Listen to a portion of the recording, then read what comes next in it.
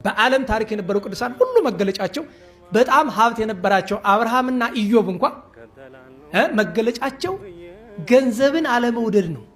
መንነው ጥሪት ነው። አቡነ ገሪማን ተመልከቷቸው። አቡነ ገሪማ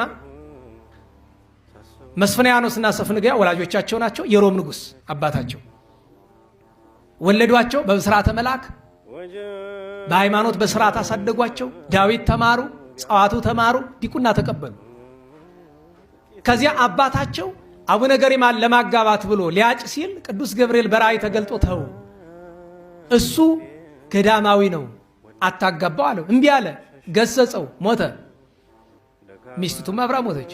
ሁለት ደጋግ ቅዱሳን ባልና ሚስት ሲያርፉ አቡነ ገሪማ ተሾሙ። ያኔ ይስሐቅ ነው የሚባለው። ወላችሁ በዙፋን ላይ 7 ዓመት ከሮም ግዛት ባንዱ እያስተዳደሩ እያለ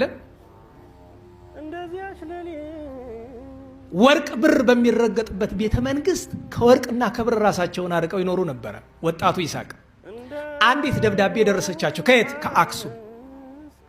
ደብዳቤዋ ወደ ላይ ወደ ታች ነገር የላትም። አንዲት አጭር አረፍተ ነገር ናት።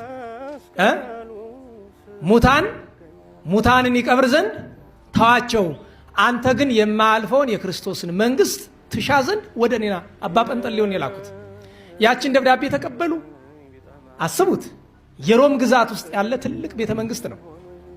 ቤተ መንግስቱን፣ ወርቁን፣ ብሩን፣ ክብሩን ያን ሁሉ ትተው መንገድ ሲወጡ በእግራቸው ከሮም ተነስቶ ኢትዮጵያ ለመምጣት ቅዱስ ገብርኤል መጥቶ የ10 ወር መንገድ በ3 ሰዓት አክሱም አደረሳቸው። ተማሩ፣ ስርዓተ መነኮሳትን አባ ጰንጠሌዎን አመነኮሷቸው። ጾም፣ ጸሎት፣ ስግደት ጀመሩ። በጾም በጸሎት በስግደት ከክርስቶስ ከመድኃኒታችን ጋር ተገናኙ። ከዚህ ሁሉ ትሩፋት በኋላ በቤተ ክርስቲያናችን ታሪክ ውስጥ ዛሬ የሚተረክላቸው እነዛን ሁሉ ተአምራት አደረጉ።